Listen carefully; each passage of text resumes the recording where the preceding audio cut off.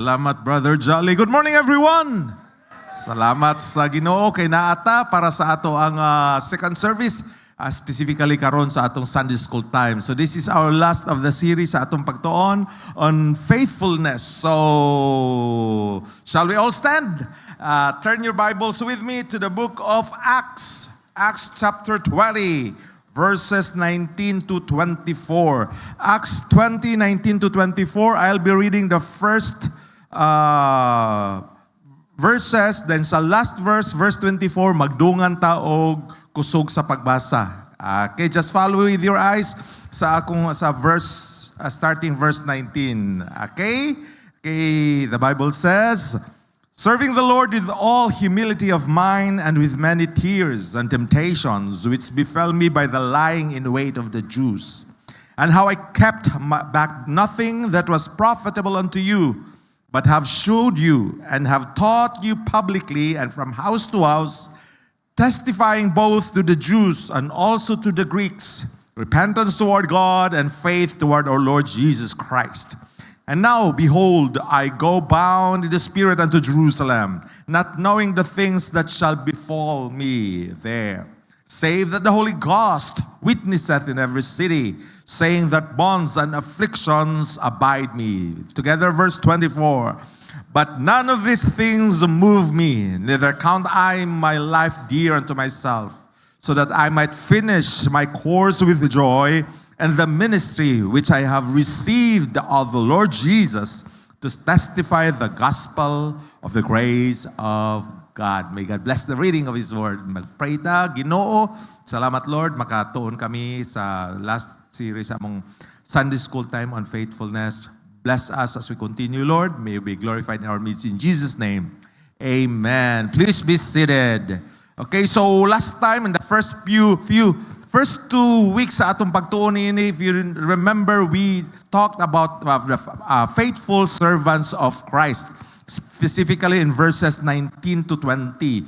And sa pagka third nato nga pagtuon, we're talking about faithful to God in verses 22 and 23. No? So it is all about the faithfulness of God.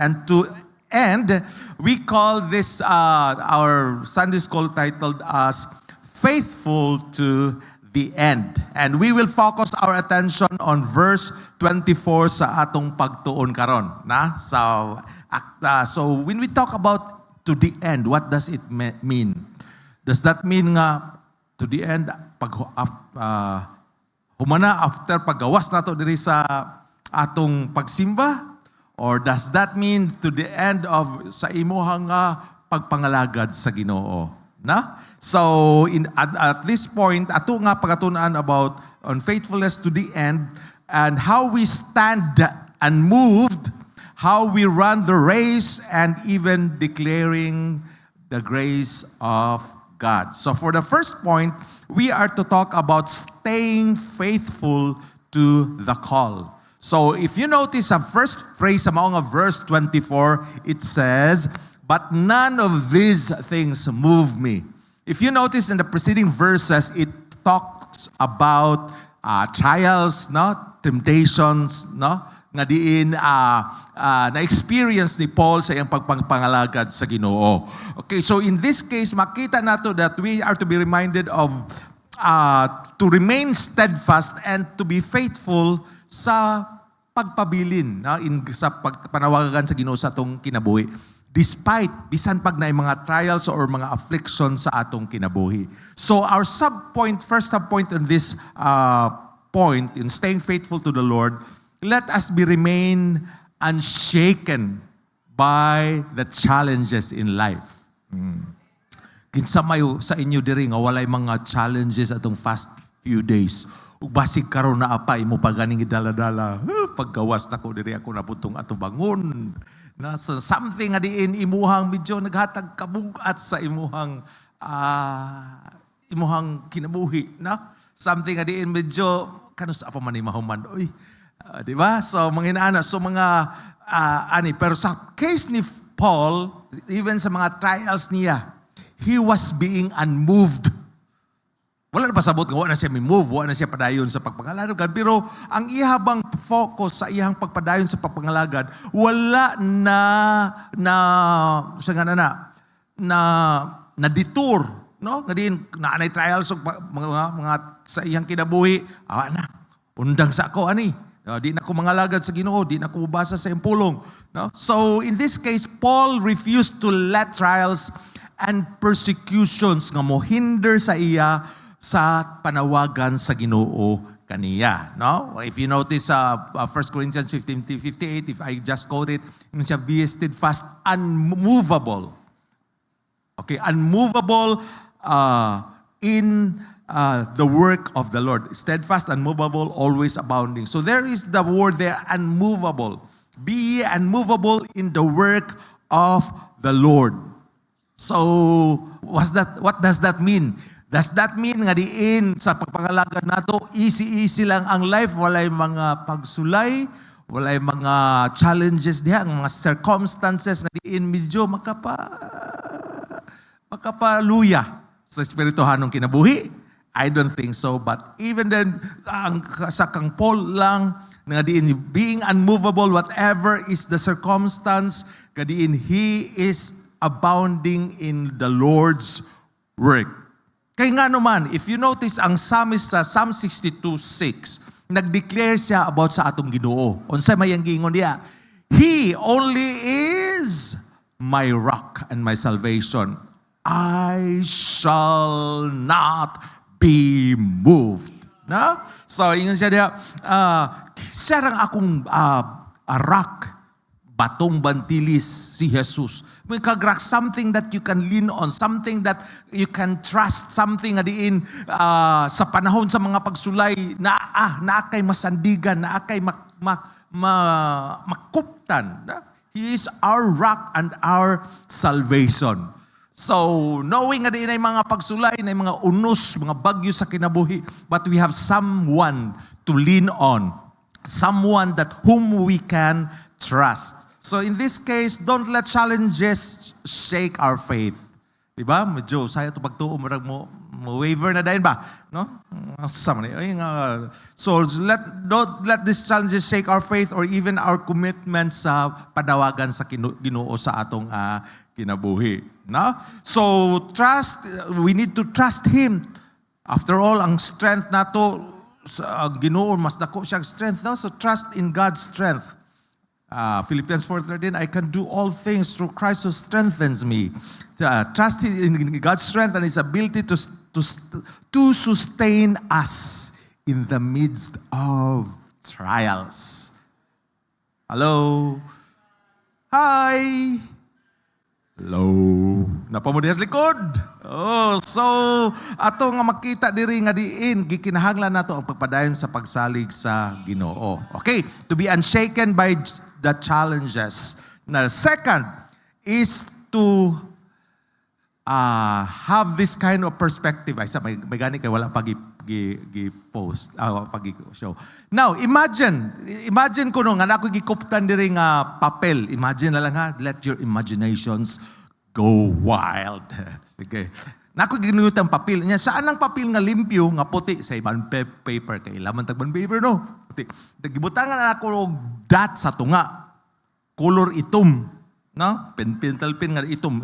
So if I raise it up, imagine nga kung gi-raise up, unsa may inyo nakita nga wala unsa inyong na-imagine nga supposedly inyo nakita. Kita mo og sir, wala mi nakita, wa man unsa ito nakita? Oh, nakakita mi og dat, sir. Oh. Good, nakakita mo og dat. Pero maora inyo nakita. Jud, wala mo kakita sa papel nga dako ang dat ra inyo nakita. Maora bitaw na, di ba? Oh, tay. Uy, nakibuling. Kagwapan ni mo na. Dalay ko ang gamay nga nakatabon. So, unsa man. So, that is where your focus is. So, in this situation, na challenges, na mga pagsulay, tutok na ba ka dito? Kadusa man ni mo. Wala, kadusa man ni padayon. But rather, let's keep a distance from it. Let's have a focus on something eternal. So, next subpoint, keeping an eternal perspective. So, unsa may pagtanaw, gatanaw ra bagyo ka sa imong challenges, wa nagakailaing gitanaw. What about sa makasolve sa imong mga problema? Di na batang katanaw niya, di na batang kasalig niya. Oh, so si Paul mismo, he looked beyond earthly sufferings and knowing what are the rewards out of it. Romans 8:18 it says, "For I reckon that the sufferings of this present time are not worthy to be compared with the glory which shall be revealed in us." Now, sufferings. May sufferings, may mga sir, kaya wak man siguro kay suffering. Kami namin, grabe among kahimtang karon. Oh, ano siguro inyo pagkuhan ba? But comparing sufferings with the glory that which shall be revealed. Oh, that eternal glory. Di ra ni makakumparar. Math teacher, mag-isgot big mga numero sa mga estudyante, kanang naigitawag natong infinity o number 1, number 2, kaila ta infinity katong pinaka di na ug sa ato apa na sa espirituhanon that has something to do with eternal life ba, kinabuhing walay katapusan. So it's like infinity that has something to do with eternity. No, so something beyond 70 years of living or 80 years of living in this life compared to that of eternity. Mayingon kung infinity, 2 plus infinity.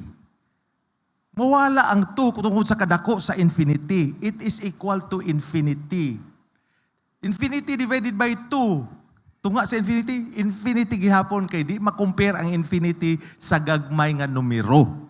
No? Kung imong i-add ana sa ana nga case. So in this case, ang suffering sama ra ng mga 2, mga 3, mga 1.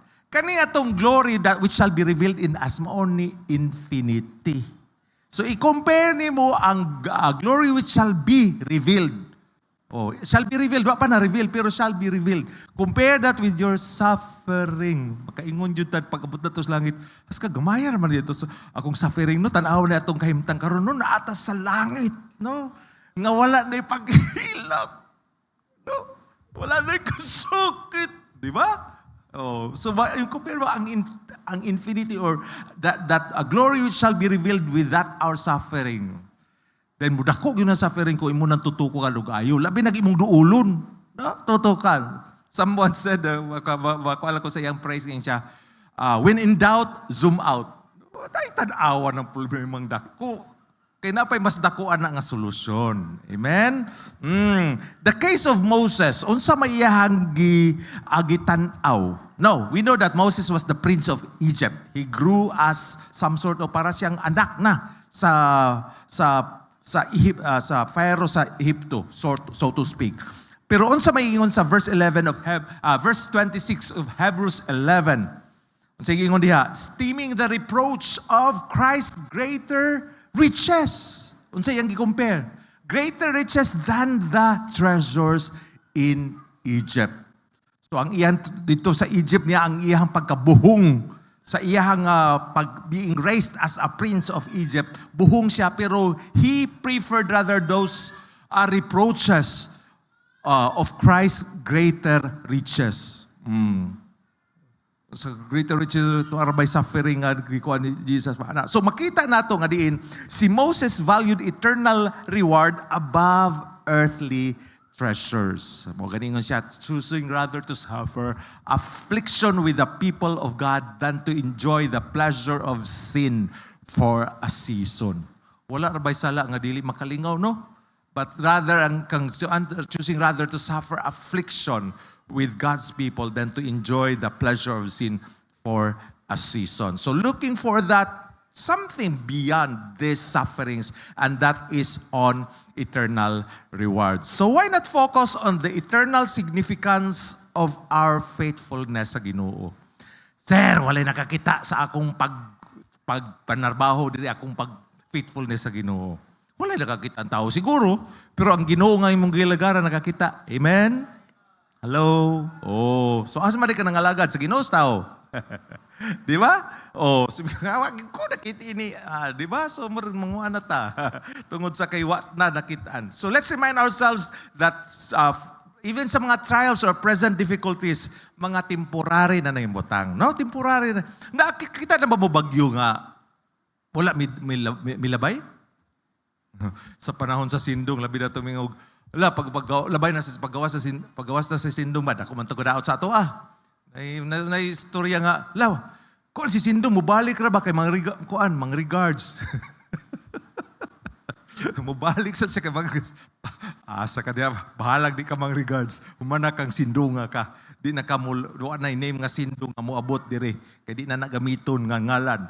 So wag mga unos, mga bagyos kinabuhi, mulabay. O siguro karon naapar ka sa eye of the storm, no? Pero di pasabot nga pirmi nakakadadlaw na ka sa eye, no? Oh, dahil labi na focus ka, problema. Okay, zoom out at God's perspective. Take a higher perspective in looking at things. Difficulties in life, those sufferings. So why not look at the problem solver and the eternal rewards that which are awaiting us. Now, so that is it.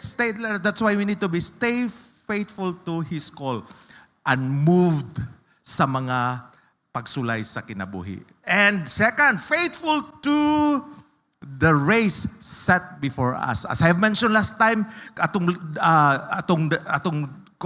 pag kinabuhi diri sa mga nag-apil ta og lumba sa dagan. Dili 100-meter dash. Humana. Wala na. Di na ko pangalaga sa Ginoo, humana akong 100-meter dash. This is a marathon. No, marathon na diin pacing lang. Oh, in that sense, after all, God is not finished with us yet. Amen? Kinsa man na may nahuman ng Ginoo sa kinabuhi, pwede na mo gawas ug una. Kay pwede na mo di mamati kay human namang Ginoo ka sa inyo. Oh, I'm already perfect. Nothing is I'm already indispensable or something, di ba? So, but in this sense, let's run the race. And in running the race, as we mentioned last time, should be with endurance, no? Running with patience. Now, as Paul said in 1 Corinthians, what does it say in chapter 9, verses 24 and 25? How should we run such race? Okay. Verse 24, know ye not that they which run are in a race, run all, but one receiveth the prize, so run that ye may obtain. Meaning, running a race for us to obtain the prize. Now, in that sa life, no? Or even sa ilang pag-run, ano sila yung mga trainings, no? Something nga diin ilahang discipline.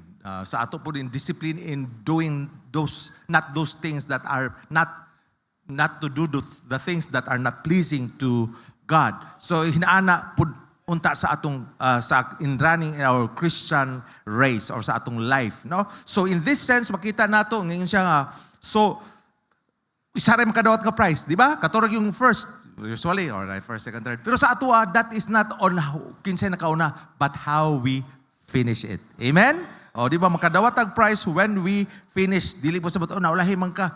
What if katong magdawat sa Ginoo next week pa? Oh, then ikaw na nakasunahan. Oh, so siguro in that sense ba. Pero that is the one of finishing the race, no? Running the race with endurance. Okay, so let's us run in such a way that we may obtain a prize. No?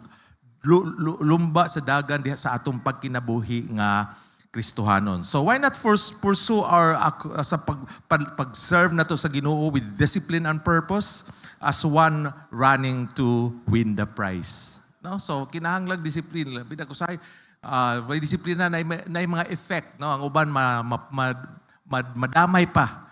Kay tungod sa imong nakuan ba? Kulang tag-discipline. O ginana nga case. Now, in running the race also, not only with endurance, but as we finish it, we are to do it something. Mura ba ito? Kakita na mong nagdagan nga, pag humanda ko, gahalhal na, na bugbog sarado ba? Oh. Pero the thing here is when we are to do the running in this Christian race, atong Christian life, it should be with joy. Oh. May kalipay. Si Paul served with joy. Pero nagpasabot ba nga iyang life easy? He was in prison, right? He was in jail. He was, daghan kayo. I-compare mo, daghan kayo siya makasulti sa mga sufferings nga iyahang na experiencehan. But even then, Paul served with joy, knowing his efforts nakaglorify sa Ginoo. Unsa iyang ingon sa Philippians 4:4.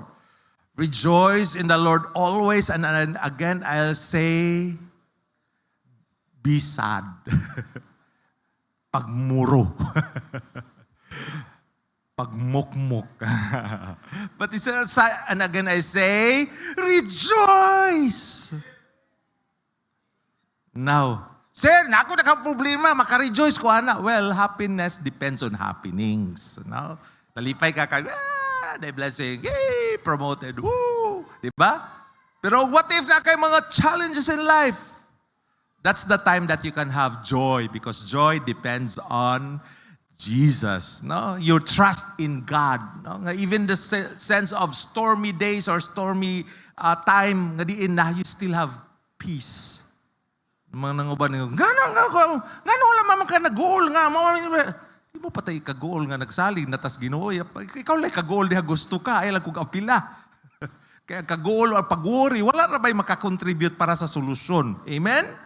Makakontribute para sa imuhang stress.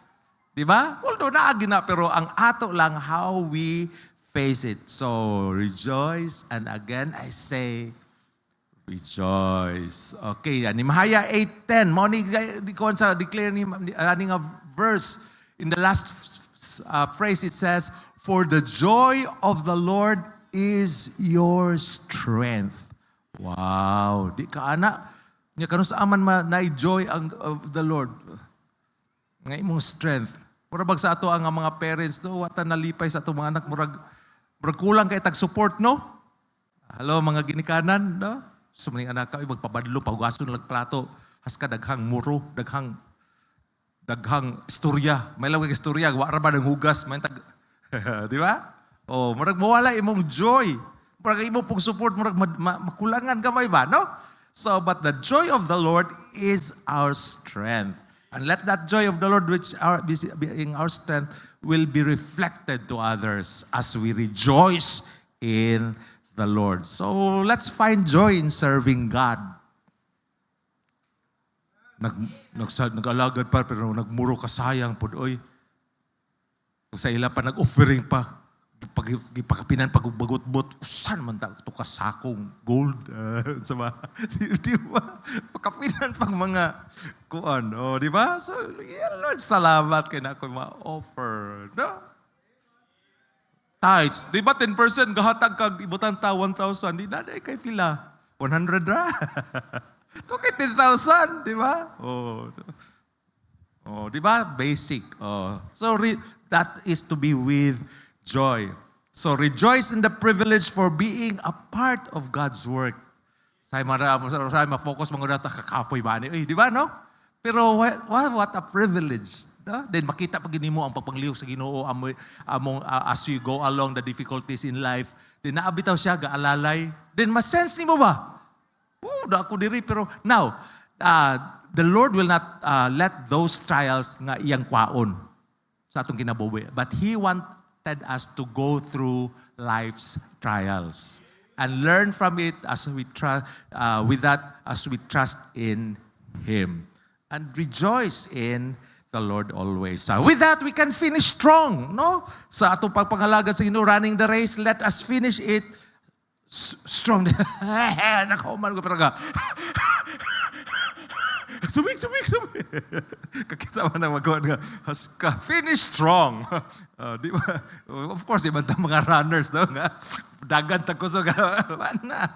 Lupay-pay kay murag baupay practice sa kuan. Okay, finish strong. So Paul's focus was on completing his God-given nga tawag sa iniyaha. Not just starting it, no?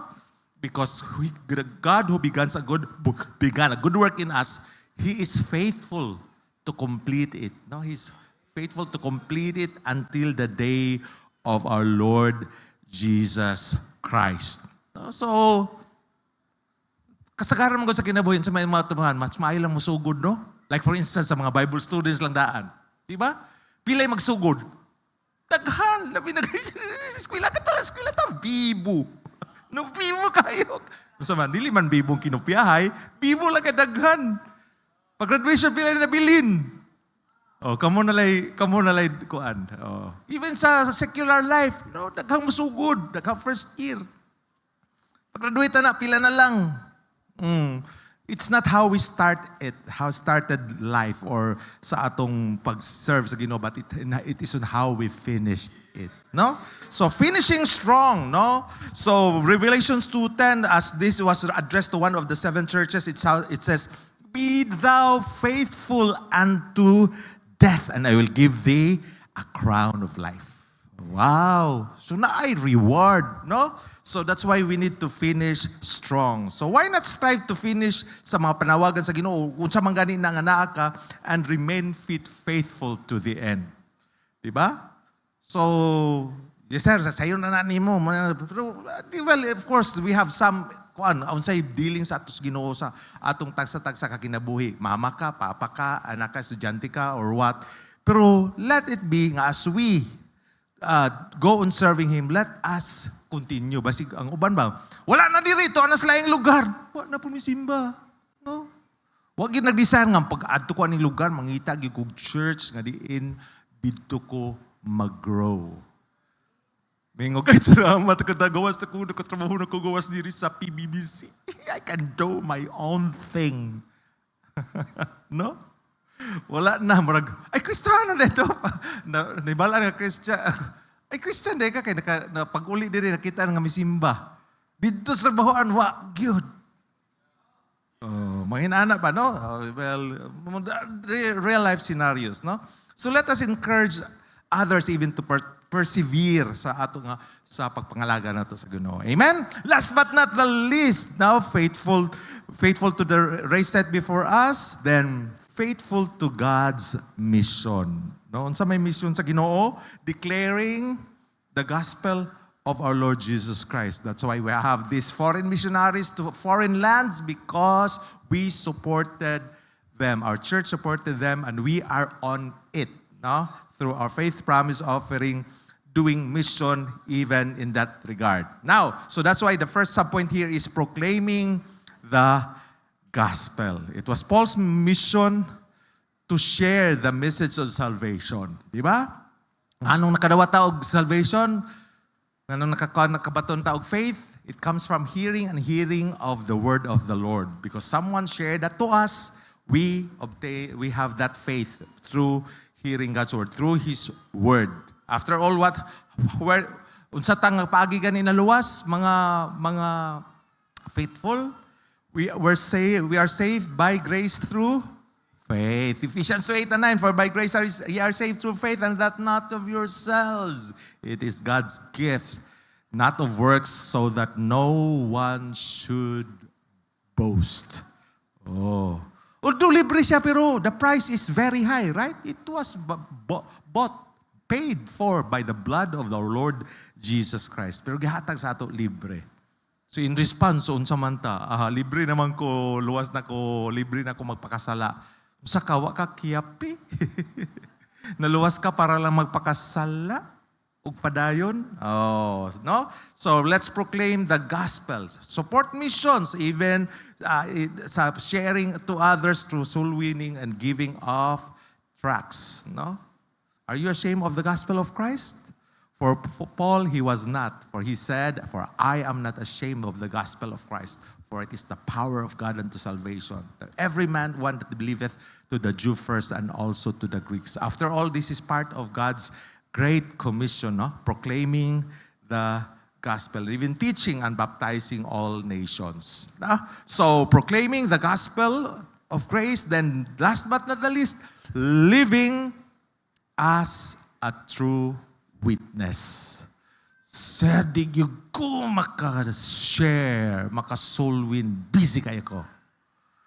Ang pangutana, is your life, makita ba sa imong kinabuhi nga even do sa imong kabisi nga naa ang gospel sa imuha? Hello? So Paul not only proclaimed the gospel, but lived it.